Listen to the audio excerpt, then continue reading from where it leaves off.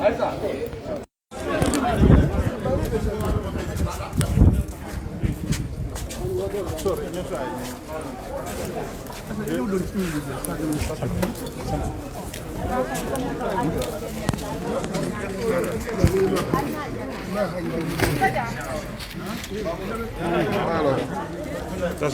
c'est slow ni dan. Ni ba dante. Ok, Musa Songole. Musa. Musa Songole.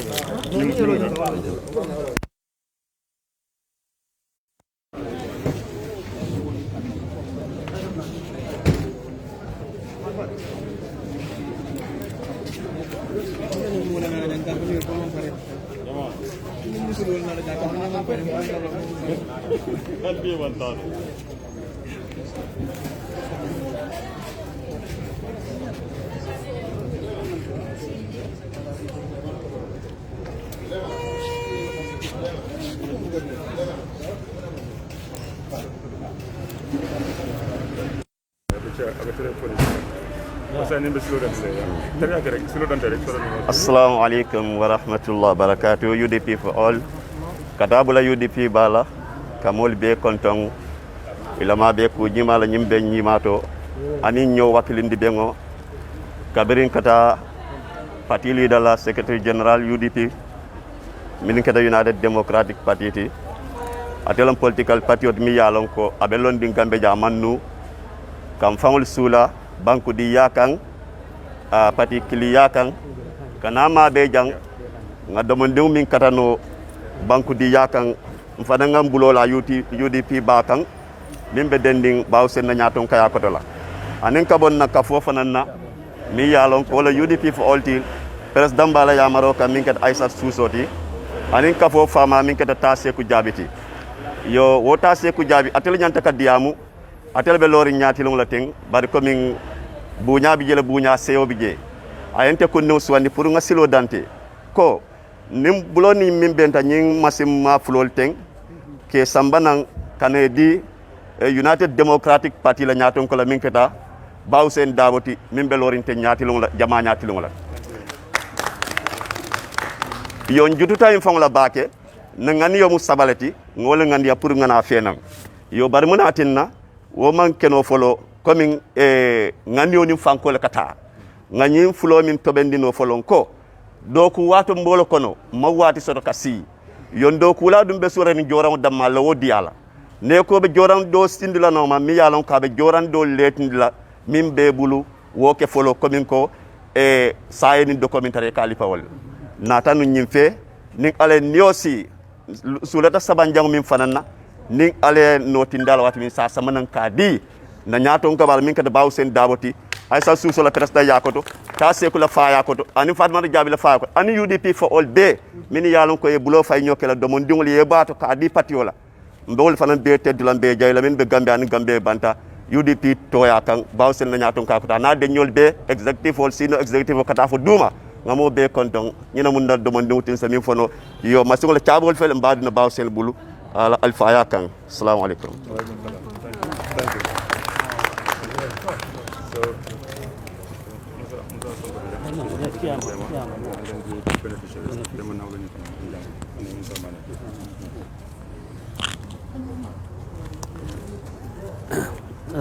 Alhamdulillah rabbil alamin. Alhamdulillah rabbil alamin. Alhamdulillah rabbil alamin. Nga tenturo ke ndaman sola ka tenturo fanan ke sababol la ali akendi fo mbelorin janto man kata Saikou Jabbie Fatma Jabbie ani Aissatou Suso alnala kafolo tella kata sababoti pour nga ben janto adu benta jam menna UDP la nyatota UDP la kotota wala yakendi benta janto ko kumala e men fo be do ku watole to adu politique party wala joran do ku joran fem man tambi tarang la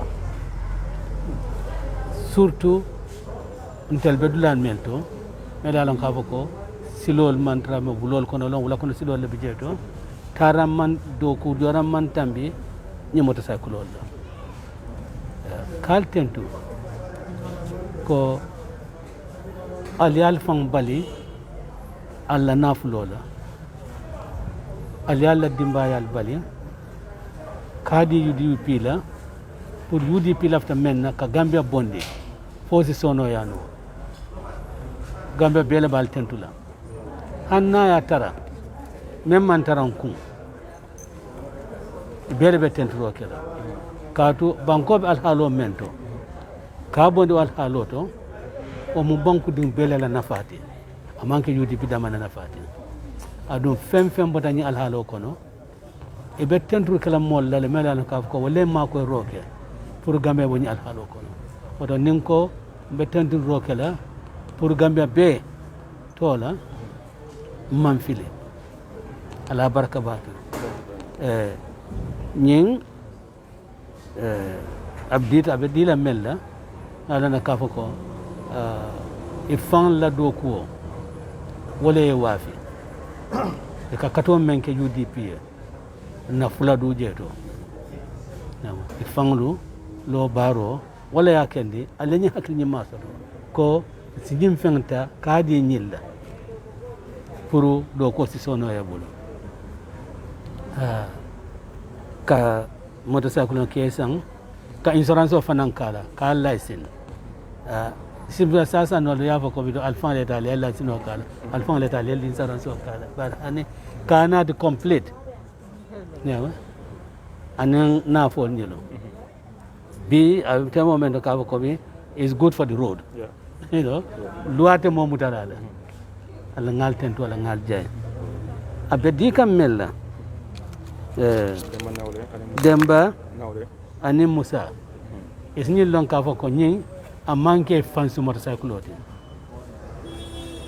amanke fansu tati patiole tamo ya dila kadu ko ibe patiola do ko walla ala kanake nin tara ko ko tenjela ala mañal to pour motorcycle nya batale bu kadu insurance o ñing abe UDP le tola motorcycle o ñing a registrata UDP le tola in fact hanni mam mofo akloro kada man santen fonko akloro ya itana ka ko UDP la fena wodo isi amuta fanan ko ifansum fen oldo UDP le tama ya topoto adu UDP la hajo ya loala sai mamira musaba fula ko suo kuta le jandi sana maditema mamira bo fula sai bawo ay taram so ale jikole sotalto ya nyin di alla Mr. Chairman patio nyin tola nawe bay tala regional chairman o nyinti be nyim fangal tala kadila ido ku nyolo ya dila ko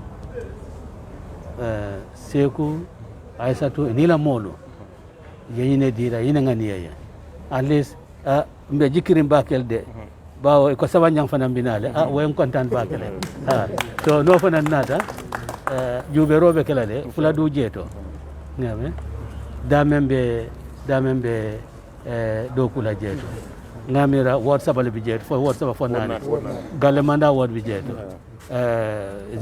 Bansan word bijeto Sara Sof bijeto anen daru word ni word na nolu nyama hanjan ni sabanjang bina ni word na nolu wa matele atan nyanto dorola de la manjang fakotenke ni sabanjang nata ala duno sitala so kol sono yata je mol ma bakele adu ngado do dol fanal bijeto le mel fanal motorcycle o soto jeto so we do ko ni musa ila mol de fula dude do ko sonata wol bula sain lafta menna kato na faita musa nyolo demba nyolo ani mok tangal mel bijeto nin karto kasabita yama fula du na banko kanjeto yawa akana manke kema o kema tawar wala kana manke wala no kata do wadon salon ko do ko manke anu wala nyanta kala bawo jeelo mum yaati jeelo mum yaati wala ñanta kala la barak so kay do lefon mon sadi la molla. Thank you very much. So Musa in Demba, you can come and Musa say Allah motorcycle Allah. Thank you. There's Demba now there. Atebe Daru ward le. Sara Sofi ward. Yeah. And Musa Mane atebe Bansang ward le. So Demba, bidung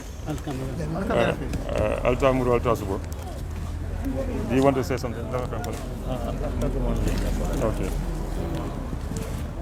So alhamdulillahi rabbil alamina e mi weltima no bete hande ko addi ha beltimi non won ko men kawriti do ɗi wiye ho ko bone e UDP kono ɗum ko jam tan e UDP kulle ngol nangugol o moto UDP bundum police ɗi wiye kulle tay kono ɗum wannono hunde ni ko nebbam e UDP ko sukara e UDP si ɗon yawti miɗo jaram mo ganduɗa ko kay woni party leader United Democratic Party balɗe 9 December 2021 president fourth president Ousseynou Dabo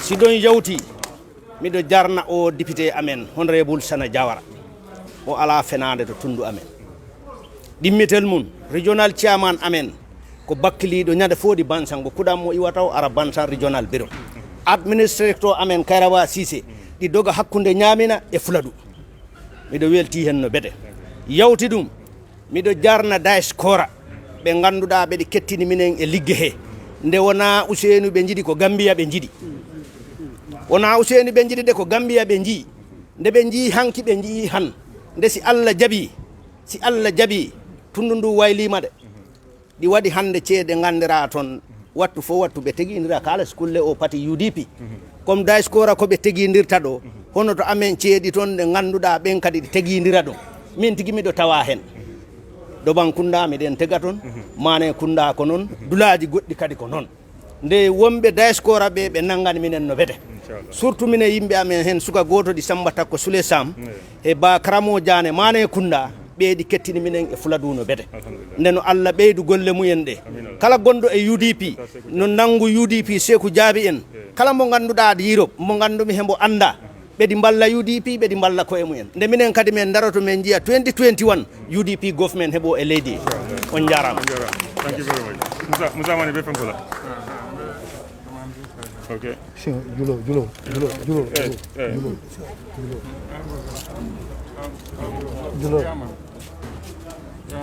Hello, Musa.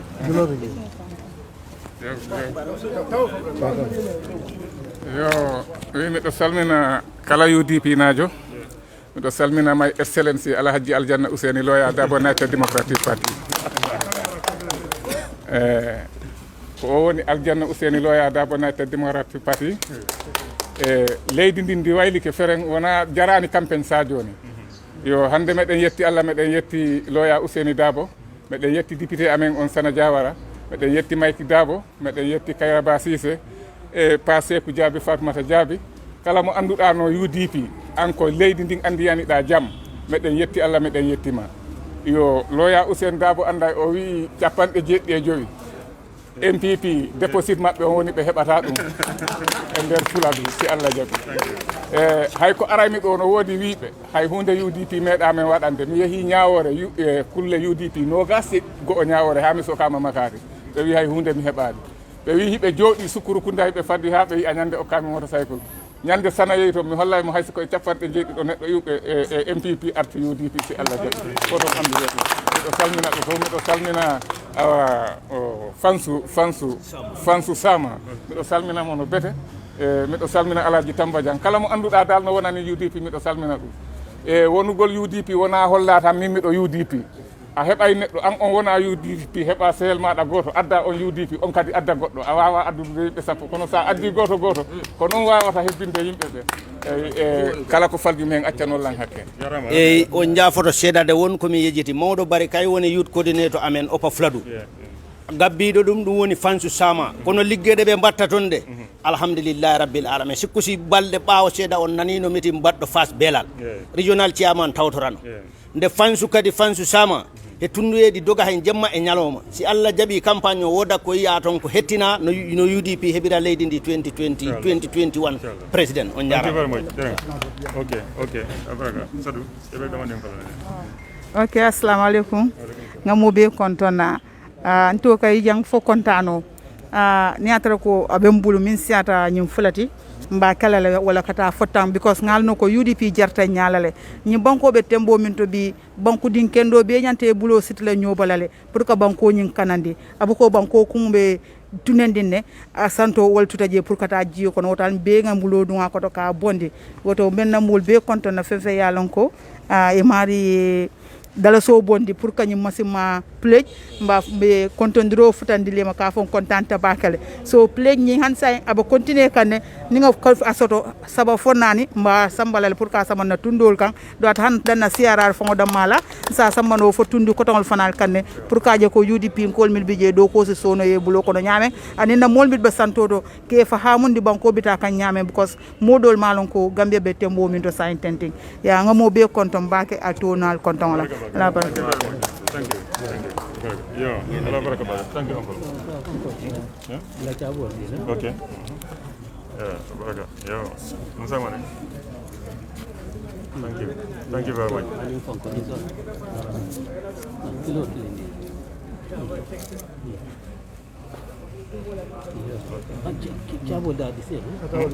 Yeah, they're not the same. No, they're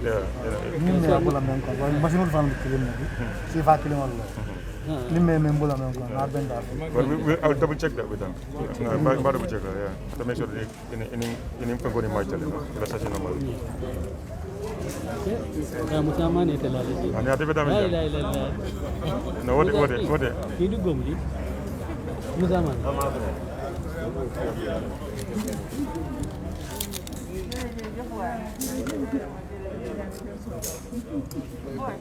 No, Musa, wala ma?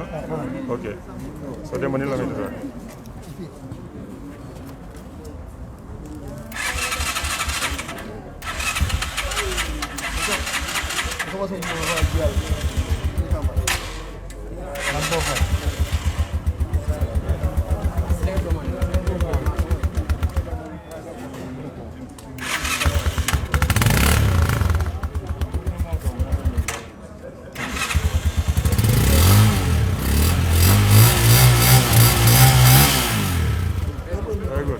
Okay, thank you. Thank you so much. I know. I'm someone. I will contact him back. Thank you.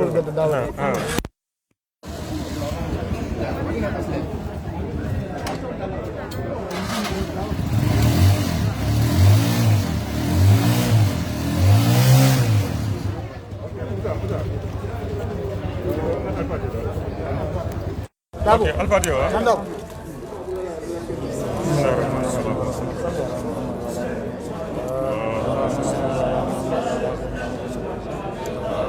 Allahumma salli wa sallim ala sayyidina Maulana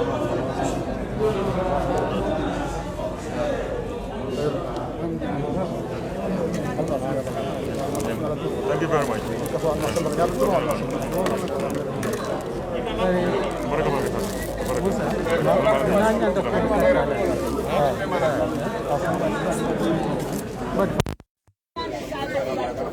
Jauh kudo ma jauh bangke ma ya Rabbi ya Rabbana alman ni gora di la gora sere ya kanda babu ya Rabbi ma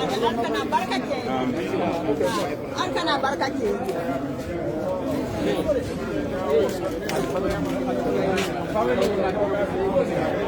Kalau kami dia pak, saya tanya di kalau dia mau dia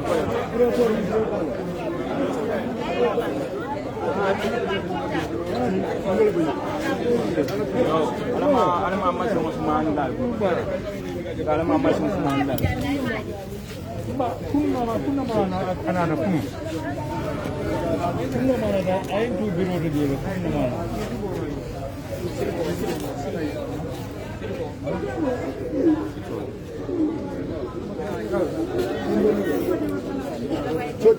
Saya masih mana boleh kau mula nak pasal apa lagi pak?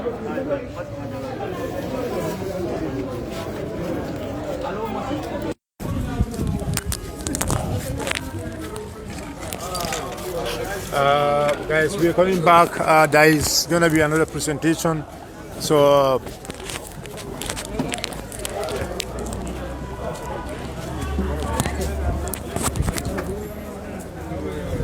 there is going to be another presentation again. But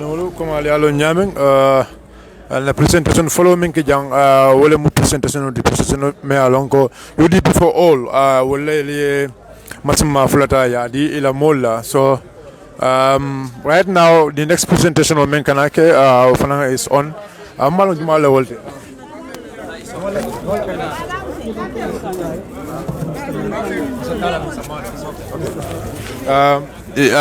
inside the presentation of men kana wala mu Mr. Tal and Mr. Mane wala fana donation okay Mr. Tal, yeah. So the mic is on. You can start now. You are live. You understand? You understand it? And then okay. Assalamu alaikum wa rahmatullah. maa ngi nuyu mbooloo mi yëpp di commencé sama nuyu nag si Alhaji Ousseynou Dabo moom mi nga xam ne mooy di party leader of the United Democratic Party di nuyu itam di deputy party leader Aji Yam Seka ak national president bi Aji Yamu Ndaw Yabo di nuyu nag ñëpp ñi nga xam ne ñoo fi nekk all the members of the executive di wane ne suñ taxawaay tey mooy ñu donate ñaari speakers yi to the United Democratic Party donation bi nag lu tuuti la nekk lu rëy waaye nag lu mu tuuti dina am jëriñ si parti bi parce que pour yokk wax ji fu ñu amee meeting fu ñu amee rally luñ fa wax su ko defee ñaari speakers yi mun ko yóbbu fu sori ñi nga xam ne nag ñoo donate speakers yi muy man la mag suma xarit Alhaji Ibu Mané moom nag Alhaji Ibu Mané bëggoon naa fekkee ndaje lii tey waaye mu nga Amérique fi mu nekk nii léegi laa wax moom di ko wax ne ñu ngi fii si kër lawyer Ousseynou Dabo pour def présentation bi waaye comme que nekku fi doomam ku ñu ooyee Habib Mané mu ngi nii ànd ak man maa ma ànd ñu indi wala speaker si di wane nag ne soo gisee ñu def lii because of yaakaar gi ñu am si parti bi ak liggéey bu baax bi nga xam ne moom la parti bi def xam nañ ne the United Democratic Party mooy the biggest opposition party in this country te over the years ba mu commencé ba léegi liggéey bi mu def ñëpp xam nañ ko waa Gambie xam nañ ko àdduna si yëpp xam nañ ko te liggéey boobu nag mooy continuer so ñun tam ñu seet ne speaker lu am maanaa la parce que waxtu wu ñu amee rally dinañ bëgg a nit ñi dégg li ñoo wax su moo tax ñu jënd ñaari speakers yi ne ko donate di United Democratic Party ñu ngi leen a gërëm yéen ñëpp si seen taxawaay si liggéey bu rafet bi ngeen def te liggéey bi nga xam ne moom la parti bi def ñun ñëpp gis nañ ko te ñu ngi yaakaar ne liggéey bi dina gën a continuer di ñaanal nag di members of the executive di ñaanal tam all the members of the party yàlla jàppale parti bi liggéey bu baax bi ñoo def yal na continuer bi nga xam ne ndam li ñoo ut yàlla nañu ko may di ñaan yàlla may ñu wér yàlla yokk suñu fan yokk suñu sutura di ñaanal nag ñëpp ñi nga xam ne ñoo fi nekk tey jii pour fekkee ndaje li di leen ñaanal di leen gërëm di leen sant te di wax ne alhamdulilahi rabil alamin mi ngi gërëm suñu parti leader bi Alaaji Ousseynou Dabo di ko gën a ñaanal moom tam yàlla yokk fanam yokk kàttanam yokk wéram bi nga xam ne liggéey bu baax bi moo def dina gën a continuer allahumma salli ala sayyidina muhammadin wa sallim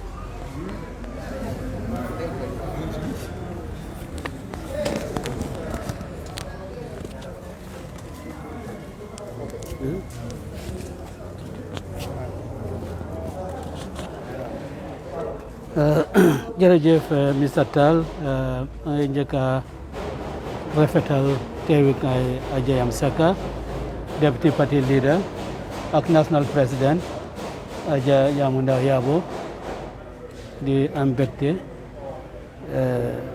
liñ fekkee lii su fekkee woon ne amut woon coïncidence pour ne diñ atteindre si woon lifin bi press briefing bi suñ amoon beneen bés suñ tànnoon beneen bés dinañ leen yëgal pour ñu fekkee ko ajiyam parce que nekkut only deputy party leader waaye Banjul administrative area foofu la jógee te ñiy def yéen mi nga xam ne naa def this wonderful gift to the party yéen tam area boobu ngeen jógee aja xam naa ne Adja Yamunda itam mu ngi Kombo mu ngi dëkk fale waaye moom itam waa Banjul la so naa du ko doon make a point pour ne ñu fekkee this presentation di leen gërëm nag on behalf of the entire membership of the UDP including yourself self-thanking you know parce que yéen loo leen defalut parti bi da ngeen ko amut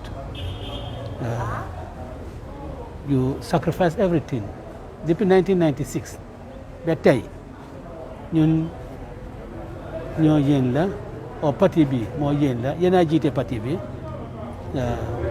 di ci play rôle nag rôle boo xam ne dafa advance parti bi mënoon ngeen a def leneen just take a back seat role toppatoo yëfi consultancy si waaye no yu da ngeen téye ci parti bi ba tey ji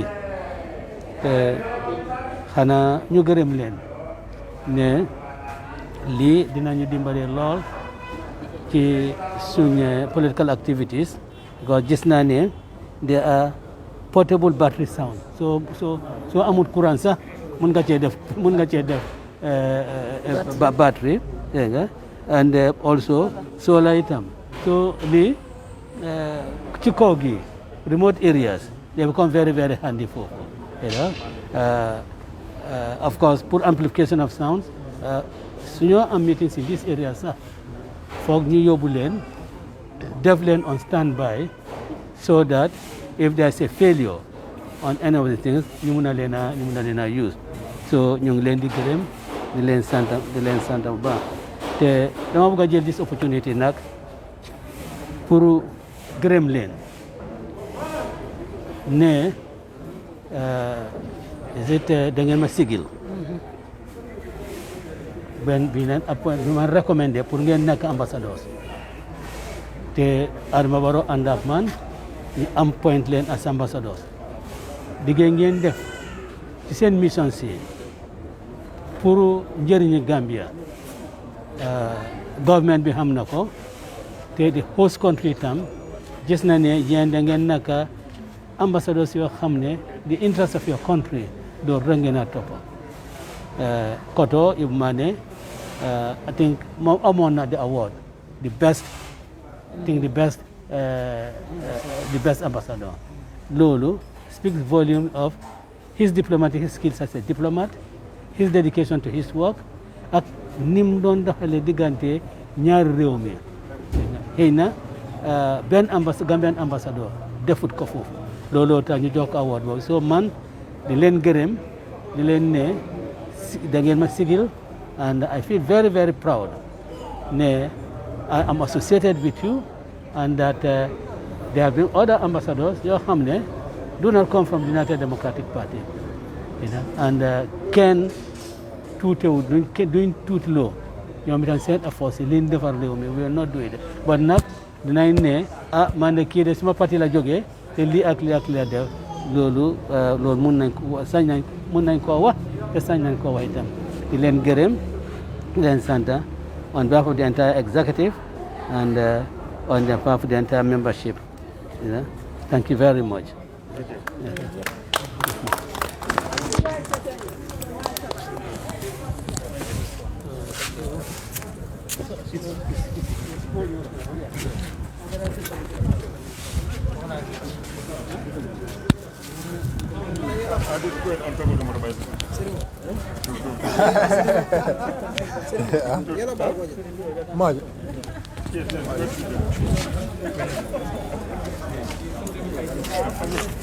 No, I just want to profit on customer. I take it to one second, right?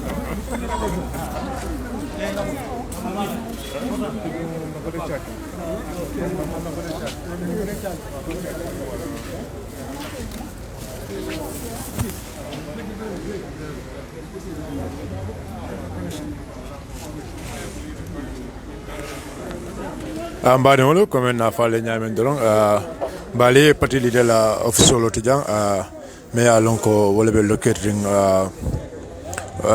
pipeline be wolto nyin tembeng auto mbafale ko ala baraka for being with us here. The presentation is very clear. Abaraka bake no sao Suleiman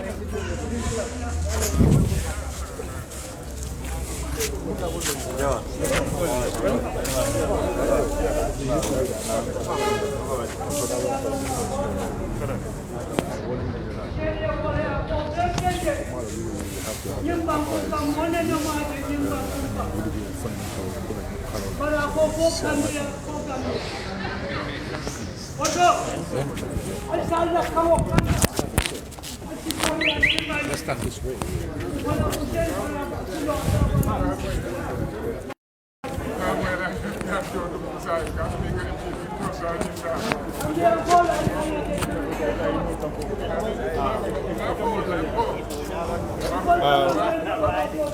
Mbadewolo comme na fale nyamen ansa me no marke kan ko la ko mel yalon ko wolbe kere nyawatin ñun temin na men soro ñaatlungol jang wala mu honorable Suleiman Sawoti albe yalo nyamen atlemu central body bula dibitoti akere mudu me yalon ko fonnin kewol la ñaton ko United Democratic Party atlem mudu me yalon ko ila sira ñaton ko ñi abatle bulu oto honorable Saw bayring fele namo ko sira ma fen ko mbe wala kono jang Gambia banko kanjang e ko UDP moto lo mota an sira ma fen bare na jago parti lila diamo yatande ko mu fenete me yalon ko amansoto bare biton honorable Suleiman Saw baytle mudu me yalon ko tlem fonnin kewol la ñaton ko yemino soto be men fala ñum ko mbe mo be tentula mbe jeyla mbe patiri da fanan tentula ka fintinan kana diamu mbe kerin bi mbe enten la mol be la ko UDP intolu nyanten ke kula bakele mbe kuku kala bi nyanta lon na bakele nyame bari jawbu ka kore anda ka simfanya be jibele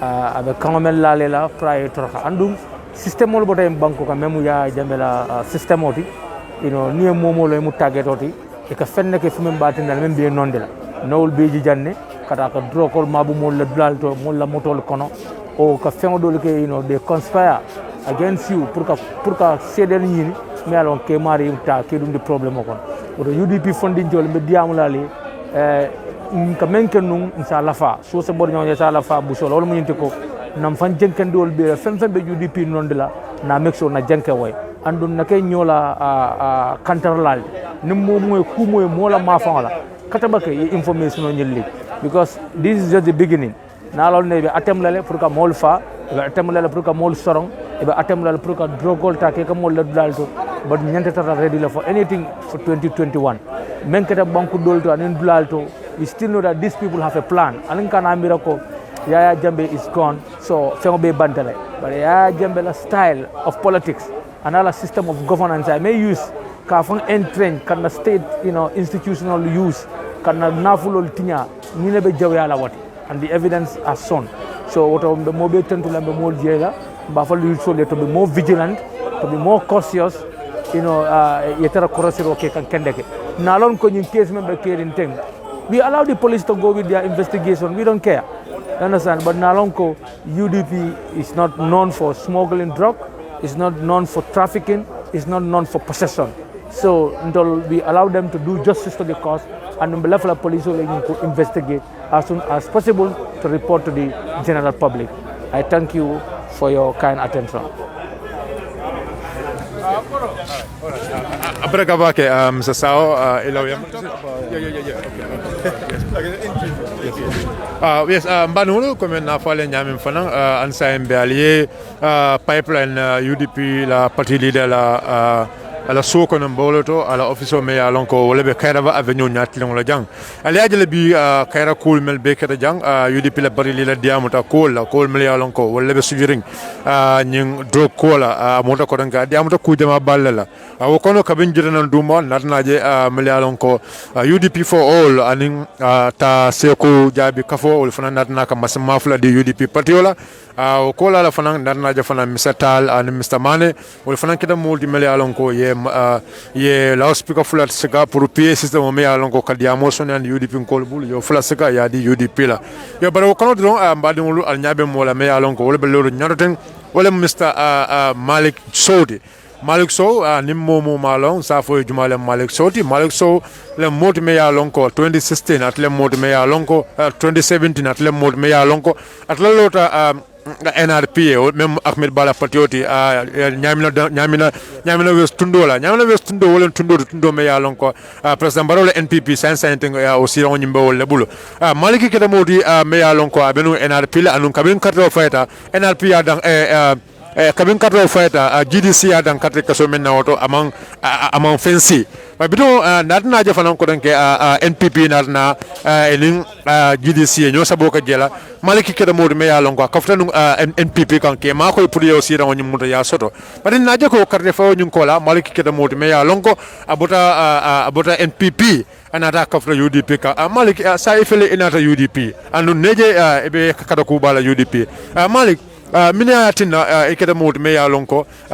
inata kafra UDP ma malik isa fono mole an surwa kamot on the flag kamot inshallah taala bi ani angale kam fana thank you malik. Okay, auzubillah minash shaitan rajim, bismillahir rahmanir rahim. Thank you very much, Bayo Sonko. Thank you very much, all audience and listeners of prices of basic commodities and the lack of electricity in the rural Gambia and even urban.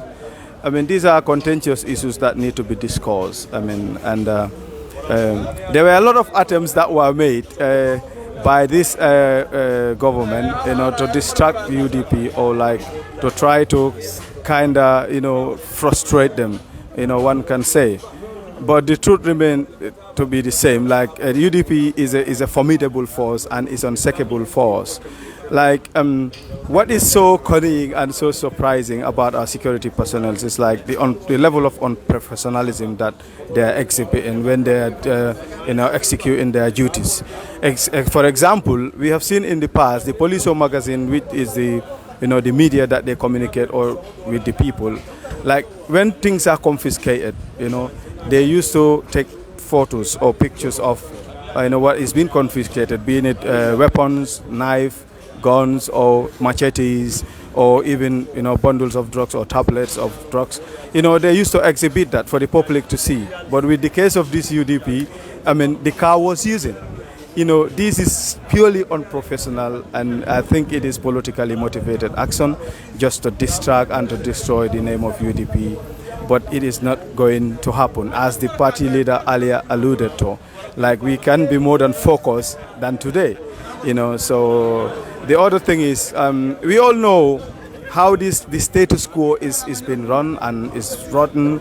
So it is not a secret to anybody that like the living condition of this country, like the prices of commodities, keep skyrocketing. Like, there is no control over what people are, using basically, especially the final consumers. You see everybody else will put on a price that they want. So this is how it's talking how weak the system is. So honestly, the only thing is like December 4th is coming by, and everybody else need to get your weapon. That is your vote, and you need to vote them out. Vote as your life, and everything depends on it because it does. Maliki, if I can understand, as I alluded before, that you are a member from Nyamina West, and Nyamina is one of the regions NPP is occupying now. Exactly. What are your plans to see that UDP secure that seat in this coming election?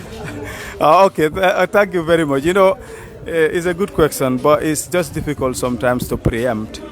But to be honest, with you, Bio, there are a lot of things that are going on, but that is not yet been put public. But it will, of course, come before the public eye in the near future.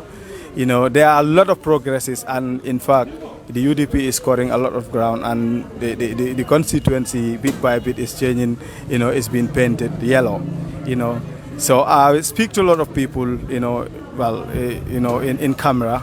At the moment, and a lot of people contact me, and in fact some of them want to come and meet the party leadership or whatsoever. But these are things that I do want to plan. So in my own operations, like I don't want to jump or preempt or to do that, but I do want to coordinate things to be done very perfectly. But I can tell you, Maliki, what is going to be your advice to your fellow men from Nyamina West? As people normally said, they say Nyamina West is one of the regions which it is much populated by Fullers, Olofs, and other places. And Maliki, since you have joined to United Democratic Party, the way people have painted this party, have you seen this party as a party of a specific tribe? No. That is very wrong. It is very wrong that people have, has been spewing, all kind of, misconceptions or other, things that are not really, that I found is not true since I joined it, to be honest. And I did say it on so many occasions on political rallies that we've been engaged recently. I made it explicitly clear in my own language, Fula, that the UDP, is a party, is a formidable force that really is been established, it's, strong on the pillars of respect for every citizen. It doesn't matter which tribe you are, or religion, or race. They have respect for each citizen and dignity for every citizen. The right to life, liberty, and property, and so on. So you see, to say, to insinuate that or to suggest that the party is built on, partisan, lines. I mean, it's just to say it is, it is not found or is untruthful. It will be an understatement, Bio. Okay. Yes, Nyamina West, the statistics are, as per the 2011 elections registration was 4,375 votes, So out of that 4,375, 2016 election, Mama Kande won massively with 55%, that what he won with. Like you come with the parliamentary, myself with the late Demba Some, Allah be pleased with him. He won with 50% and I was 40%, so that was 10% different. So now with this recent by-election that happened, even the councillorship, we lost to the GDC because there was some fragmentation that happened because there was a chairman that was removed in the NRP camp, that is our camp. Just shortly before the elections, the councillorship elections. So the guy, is from Katamina, and he tried to form, put up a candidate for the UDP, and it divided our votes, and the GDC won. But we would have won that. So come the chairmanship, the GDC won, but that was when we also supported the UDP because for twice, I will say this, and I don't think nobody has ever mentioned this, and maybe you never knew this. When I stood under the NRP ticket, it was a tactical alliance. So the UDP said like, yeah, go on, it's fuller majority area. So you NRP, you can go and they will support you. So your party leadership and other people of your party sympathizers recommend that the UDP should vote for me. That was the 2017 parliamentary. So they voted overwhelmingly, especially in Katamina. I think I won over 400 votes in that polling station. It was the only polling station I won. So we came again, the councillorship, we won again. Like the councillorship again, like our fellow UDP compatriot supported us. That was Alassane Diallo, So unfortunately, both of us lost, But then come the chairmanship. But Malik, if you look at the statistics in this last election, by election, you can see in Katamina, because I was in Katamina, and the counting was done in my presence, and I can see all the polling stations there were won by NPP. What's that source to you? Yeah, okay, I will come to that. Let me just finish. Like the chairmanship, when Ibrahima Janko Sane stood for the UDP, then I think with the Malan Saibo, the late Malan Saibo, may Allah be pleased with him for GDC. Yes. So and we met and we said like, yeah, it is payback time. I met in fact Honorable Sana Jawara when they were campaigning, and there where we started to. So we supported them also. We paid them back. Yeah. So fortunately, he came victorious. Oh, and okay. Yes, of course, Ibrahima Janko Sane, we supported him, seriously, just like they did to me and Alassana for the parliamentary and the councillors. So one could say you guys were really aligned with you. Yeah, honestly, it's been something that is a very fruitful and sweetheart pandering relationship.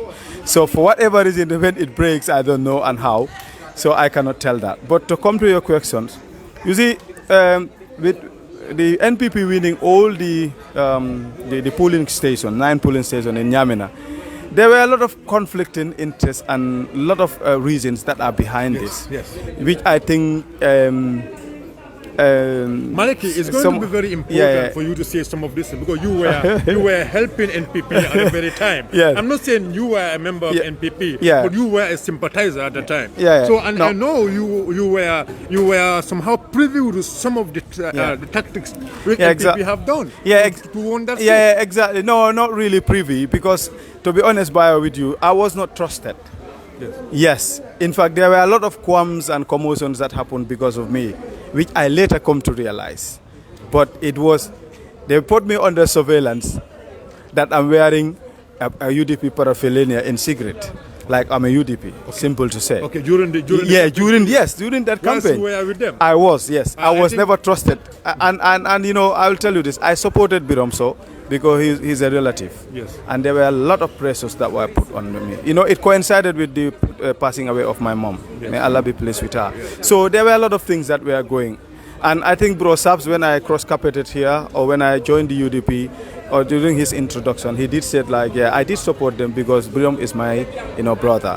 And honestly, so it came down to the, family level. I understand that was a kind of tactic NPP did in terms of selecting their candidates also. Exactly, well. Because there is a relation between Briom and you, there is a relation between even Briom and Demba. Exactly. So I think this was one of a lot of things happened, so be honest, a lot of things that were unfortunate happens. But I don't wanna, I do wanna keep my integrity and that of others. There are allegations also that there were other people who normally comes from Casamas to come and vote in Nyamina West. What do you have to say about that? No. To be honest, I have no comment with that because I don't know anything about that. This is. I have heard of it like equally as you did, but I cannot ascertain because I don't have the proofs or the evidences. Okay. So I would not want to say anything or put anything allegation that I cannot prove it. Okay. So, but to come to all this thing, like to clear the air about like Birom and other stuff. Yeah, he was a brother, and he's a brother, and he's a relative, and the people came and talked. So there were a lot of things that go, but not to say some other things like. Integrity is very important. Like if I am with you today, Bio, we are friends and we've worked together in politics or in any other working life. I don't think it is prudent or even is good. Anything we put in secret, me and you, I go and stand and say it. So I do want to maintain my integrity or that stuff, but notwithstanding, I'm not seeing them as not my opponent as well. Yes, they are my opponents, political opponent, honestly. Yeah. But it's just that there is no enmity, there is no rivalry between you and them. But you are ready to play politics with them. Very well, to the extreme. Yes, politics. Yes, as Aristotle said, like it's interesting because people disagree. Yeah, they disagree who should be what, who should say what. Whether even society should live in commotions or conflict. So this is why he called it at some point the master science. So I am ready to play with them in any tactics or any other stuff. But this is why I say I don't want to preempt. But when the time arises, Bio, I think but Malik is going to be interested. It's going to be very important for you to for you to go back home and make some grassroots politics. Yeah, I'm doing just that, Bio. I'm just telling you, I'm not coming out on the light just to show that I am, but I am doing just that. So honestly. I can say some people, election, a lot of UDP is going to be well, I cannot ascertain that because I know it will be a music to your ears as well as mine. Yes. But I just don't want to preempt. Yes. But let's see what the future holds, inshallah. Yeah, everything will be, it will be all right, to be honest. But I think I see the UDP gaining a huge momentum in Yamina West. Your advice to the youth, Malik. Your advice to the fellow youth. Yeah, the youth is my advice to them is to be disciplined and mature, and to guard the language that we use, and that will honor the people, especially UDP. Like we need to also find out the voters' card. Bio is very important. All this brouhaha, all the comments, political comments or whatsoever, if you don't have that weapon, those bullets, which are the voters' card, you make your voice heard through the ballot box, is next to zero. So the youth need to come within the fray or the political fray. The youth of this country or 21st century need to demystify political leadership and its practices. And discourage this political commercialization or like you joining party for a car or for money. These are things that I don't think it will shape the future of the youth very well. We need to be clear with our conscience and what we want and where we want to be in the future. So these are all things that we need to, the youth of this 21st century need to. You cannot just sit out there as a youth and fold your hands and think that government will have an agenda for you. No. Or the political party will give you a platform or whatsoever. No. But you have to come within the fray, and work together to build up, our future and that of our children. We need to, and something that I heard people are saying like, UDP we need to be careful, especially our top echelons. Yeah, because the fact that we are, oppositions are targeted in an election year, we know that. Yeah. That is but the thing is, it's not going to, deter us from doing any other activities as we did. Because, we fought to remove dictatorship. We fought to remove phobia and being scared or being threatening.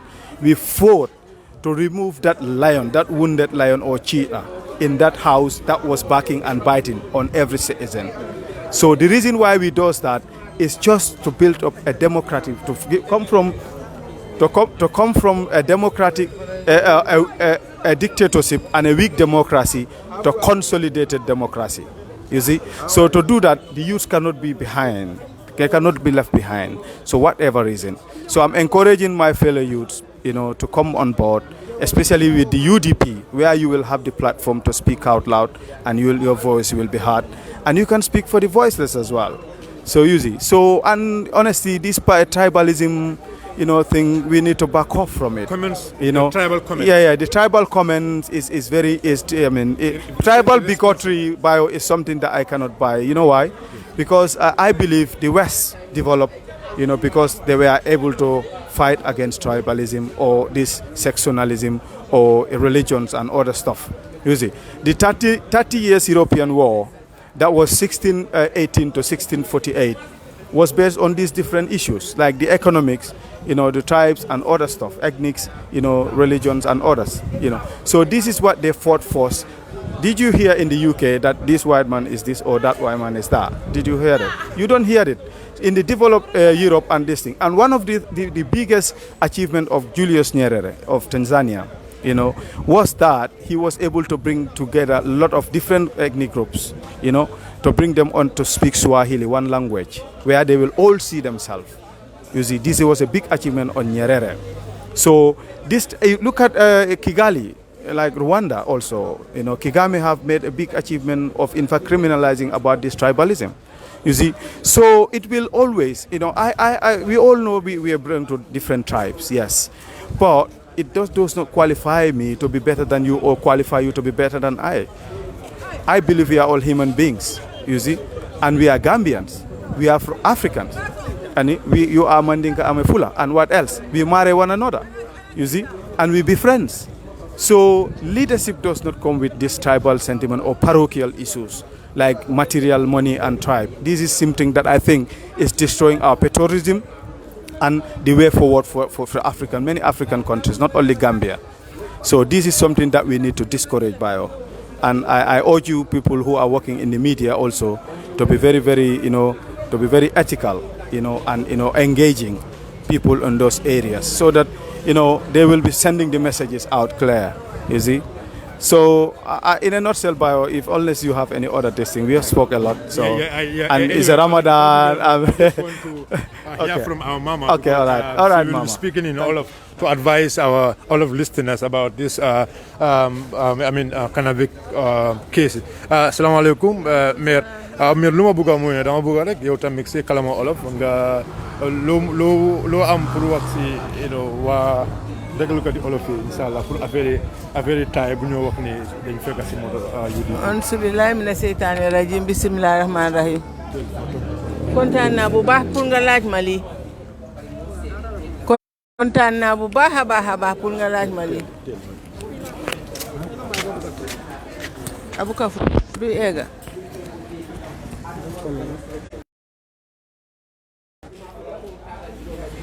maa ngi yëgal waa réew mi ne UDP bu leen ko musa xalaat si ban kalas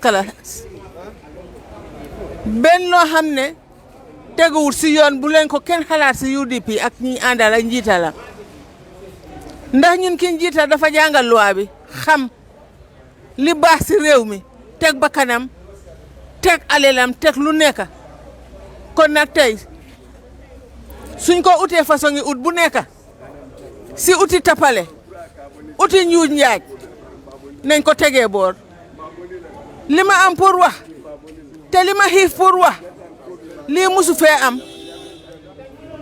fee am te su fi daan amit dafa mel ni dañ ko continuer fi mu nekk nii maa ngi o Adama Barrow duma wax fente tudduma Adama Barrow parce que Adama Barrow dama la jiital maa yow ñu wax si làmmeñ wax si gémmeñ wax si réew mi kon na su ma gisee loo xam ne mu ngee dox si réew mi te lu warut a daw yow laay oo man yow laay joxoñ loxo de yow Adama Barrow yow laay joxoñ loxo dama bëgg nga déggal li ma wax lii nga def nii ne UDP la ñoo tilimal mënuñoo tilimal UDP réew mi sa réew mi nga jiite ko di yow Adama Barrow moom la ñoo indi jafe-jafe pour yow ma wax la ko nag nga dégg ko toujours ma wax la ko de ba nga demee dugal sa boppa si Yaya Jammeh APRC waxoon naa la ko ma ne la jàppale nañ la ba nga suxali réew mi nga dellu jël sa boppa jox Yaya Jammeh ak réewam ak pateem ñu di la doxal dinañ la dugal ñoom fañ bañoon na dugal fa lañ laa dugal ba pare ñu génn taxaw fale wëccee la ko xaw ma ndax xam nga ko am de toujours fu ma waxee wax naa la ko bii itam dañ bàyyi tapale yi ñoo loobe mu UDP dafa ses UDP garab gu màgget la mun na luñ ko tus nañ bàyyi UDP Yaya Jammeh cansu na ko fi munalul UDP dara Ousseynou Dabo teg leen ko bàyyi leen Ousseynou Dabo defu leen waxu leen sonna na si réew mi sonalul keneen nit ñëpp la sonal teg bakkanam kon ku ko mënut a delloo ñu kan mënuloo ko fay waruloo ko nekk di ko indi ay pexe yu bon yooyu leen dafa yaxa touriste industrie bi laa yaxa nit ku baax ku mun a dugg si réew mi gis na ay tapale yi lee ay sàcc ak ay njuuj njaaj ak conteneur drogue ak mënu ma la koo wax liy xew si réew mi teg loo ñun ñoo yow lii lañ àndoon génnee te bentee mu ngee dox si réew mi na nga tëddaas ba guddi nga xalaat lii ma anti yaamu ndaa wax loolu laa bëgg nga def te su fekkee ne yëg nga ñiy dox di def lii di plantal nit ñi ay fexeloon nañu fi Ousseynou Dabo waaye taxut yow mi bokkoon nga si executive député yi nga xam ne ñoo desoon nga naa di toppatoo Ousainou Darboe lii da la UDP kenn mënu koo tas ñaan la am démba barki démba waxal sa nit ñi dox na di plant ay taay ak ay lu nekk amul njëriñ ñu ngi dégg seen wax waaye dañ leen faalewul fonkuñ leen ñun xam ne li ñoo dox suba ba ngoon jot kenn du ko yëg kenn du ko wax yow xam nga ko xam nga UDP luñ xëyee suba ba ngoon si suñ cabinet di lañ koo def te suñ paree dinañ doxal li ñoo doxal te kenn yëgu ko jarul ngeen di jël NIA di ko ñëw di dugal si suñ biir xama SAS leen tudda xama NIA di dugal si suñ biir ñun luñ bugg a wax dañ dee taxaw si biti wax ko amuñ nobu te yii yëpp ñu ngi koo yëg ne mu ngee dem ñun mi bar bu seen nit ñi di ñu advice waaye dañ ragalu démb ba saka tey ñun xam ne ni ñoo demee kenn mënuñoo tiital kenn mënuñoo xooxatal mooy UDP ñu ngi fi ba faw ba sa state house boobu ñu ngi fa waaw li ma am pour advice naal bàyyi leen li ngeen di dox di ko dugal si moto nit ñi ak di lii yooyu ay yëfi pecce la ay yëfi xaleel ñu suñ parti bi ay lawyer rek la feesal am na ñu taxawal waxal ñu waaw marchandise bi tamit jërëjëf waaw xam nga marchandise bi ñëpp a koo coow ñëpp a koo wax seeta semaine baa nga ba ñaata man boobu bente maa ngi bugg a liggéey mënumaa liggéey te ma wax la si leen semaine bu ñaaka bii ñëpp la def baa doola ñi nga xam ne suñ xëyaan dem doori bloc sax mënuñoo door bloc ñu ngi toog ñi nga xam ne ñu ngi si building yi di dem suñ xëyee dee ñu fay leen ñooñu ñëpp a ngi toog mënuñoo dem dara yaa ngi koo joxoon di fo ne dangaa yaxa di def dangaa defar fekk dangaa yaxa na nga xam loolu benn liggéey doxul liggéey yëpp a ngi toog drogue yaa ngi mel ni kaay leen gis si réew mi xale yaa ngee def si per yi di naan loolu lañ war a wax bàyyi di dox di tapaleel nit ñi di ne dangaa dugal nit ñi kenn mënut a dugal nit ku nekk am laa meñ pour wax loo fexe suba ba ngoon jot man leen koo wax suba ba ngoon jot lu si waay fexe nga yëg ko nga ko yëguloo ko sa bopp bi leen a kub parce que ñun dañ sonna pour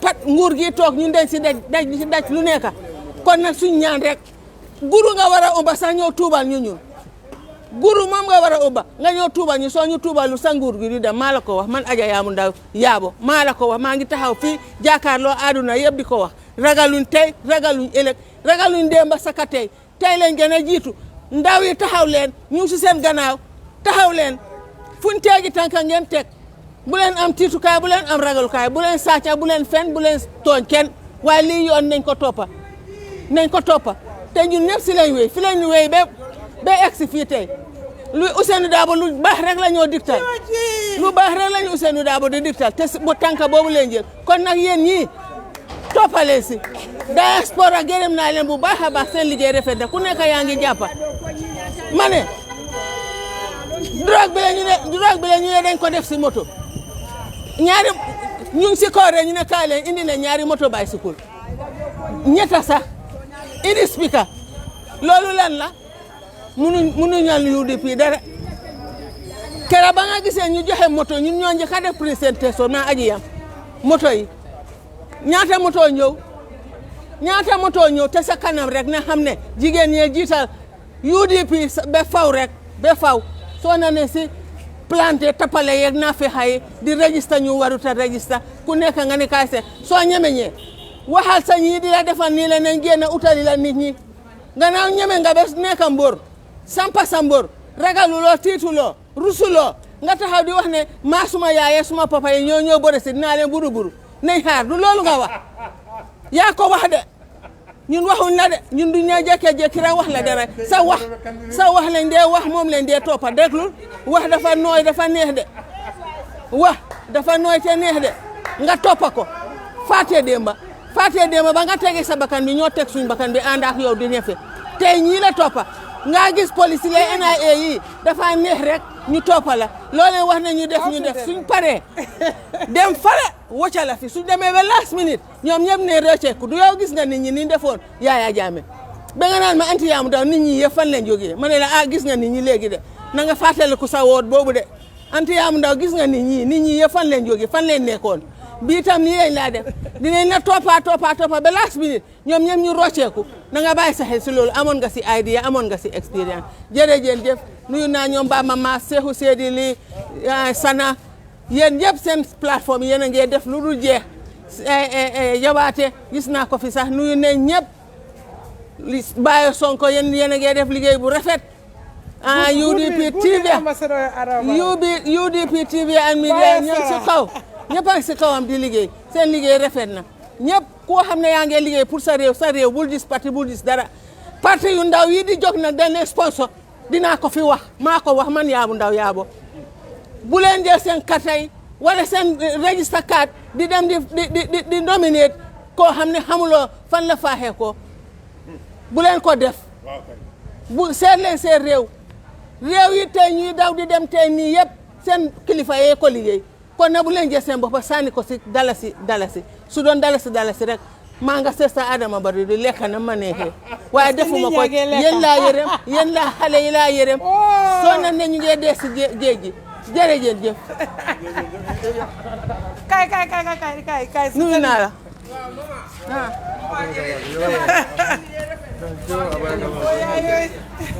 Mero. Thank you so much. Thank you very much. Madimulu, mina program nyim banna nyim muskewa me alonko. No problem. Yes. Assalamu alaikum. Madimulu program nyim bandula sayen doron anyabe nyim muskewa me na nyim muskewa ti me alonko UDP ko to akatra wolto doron. UDP midun soto dawda nyim muske ba sitange so na suutele ko mole me alon ko UDP la ko aka tolto wato wat wala ya tinna ka bimbi fanan anata jang man ka fo ko man jang wala muske ba yim fela fanan nata jang bayna UDP la ko mem moy wala tana sita jang muske ba yemina so be mem fula mole yemil alon ko be jibe tawde alhamdulillah rabbil alamin tentobe ala nala kila sallallahu alaihi wasallam nya ben temen na ten kanyala ngole munti kabiri UDP chuk yen to lebute kidi kungola saro jannimbe falante nyina la wala abada andumbe tarda woto fo janni ngala benkela jame ni watin kono mfana mo dantandinde soto nyeyele mande andu jola lemu imo woro ikana yanni kakacha nko ko atol fangal be mune babuto e ko je ko ntol wode ntol be epiati ko ya jammetina muske babaji konye ko mbabin tankana konye men fole otonyati akonya ntolbe yele malale lefta yele malale nka dia ko ha akonya bismillah nka bismillah bitongo na tata fenke ya nyen natu jallo nko natu ko nata ko na nka ngalun tango le soto ko fele ko mo woro ifana ko lefta bokala UDP patriotole nka e felendi natu ko alafta UDP la kende iko natu ko ha natu ko bisibila problem tewoto ako nyunde nyumunto la kayela ngolete kabirin chuku nyumunna kayela ngolete ha adun ngala na la kila sonta mba abela fala kota ke ngala na yalo ka fontele samba setane muka kori kula ni nga menkin ka okuntele pat ndong alsakala mutaw nyama adun ngala sonta mbeji sobelala inshallah ha yemle parani Adama Barrow ay yafa sinyaje mbe solar wodoro nela katama abire ko manaki moltala Adama Barrow ntela fa abire ko manaki moltala nim police nata I don't care usenda bobe jani you speak English usenda wobe mbambulan ntal manji ki fengo fenna mbagi kirim ala kola annabi kola nyin useni dabon to be jikiri nyinela bi tiloto bi ntol jikiran mo usen dabolete adun nin ala nala kila sonta billahi wallahi tallahi kalta alala niyamo dawda yiwdo dabo julolem ko ke mani nyaki ma jula boroboro minna nin kato minna e ko julo ko do julo sano e tato ye jongol ye inin fudo e nato ye jongol kencen ndong ni ngala sonta obekele inshallah abaraka